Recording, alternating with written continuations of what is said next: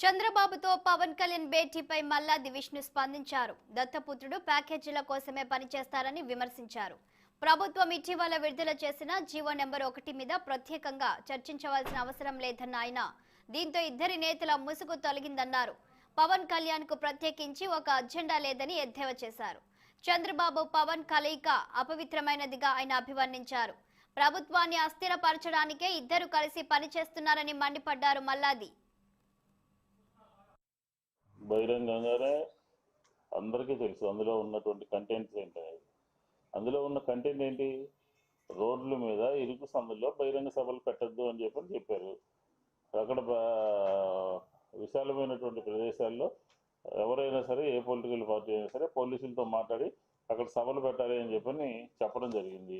దీంట్లో మళ్ళీ కలిసి చర్చించేటటువంటి కార్యక్రమం ఏంటి చెప్పమానండి. కలిసి మాట్లాడాల్సినటువంటి కార్యక్రమం ఏంటి? మేము ఏదైతే ముందు నుంచి కూడా 2014లో ఈ రాష్ట్రంలో భారతీయ జనతా పార్టీ, జనసేన, తెలుగుదేశం ముగ్గురు కలిసి పోటీ చేసి కుక్కలకు ఇంపినటువంటి విస్తరణ చేశారు ఆంధ్రప్రదేశ్. కేంద్రంలో ఉన్నటువంటి వాళ్ళతో వీళ్ళిద్దరు కూడా పొత్తు పెట్టుకుని, జనసేన అండ్ తెలుగుదేశం భారతీయ జనతా పార్టీతో కుక్కలకు ఇంపిన విస్తరణ ఆంధ్రప్రదేశ్ చేశారు. విభజన చట్టంలో ఉన్నటువంటి అంశాలు తీసుకురాలేకపోయారు. అలాగే ప్రత్యేక హోదా కాదు, ప్యాకేజీ కింద మార్చారు. వీళ్ళందరూ కలిసే మార్చింది.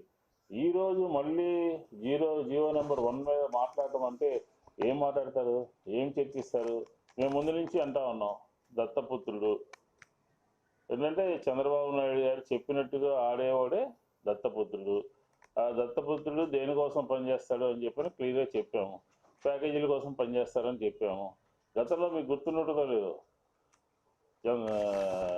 పోలవరానికి మేము వెళ్తాము, మా టీం వెళ్తుంది అని అంటే చంద్రబాబు నాయుడు చెప్తే ముందు రోజే అక్కడికి వెళ్ళాడు పోలవరానికి, గుర్తుండి ఉంటుంది.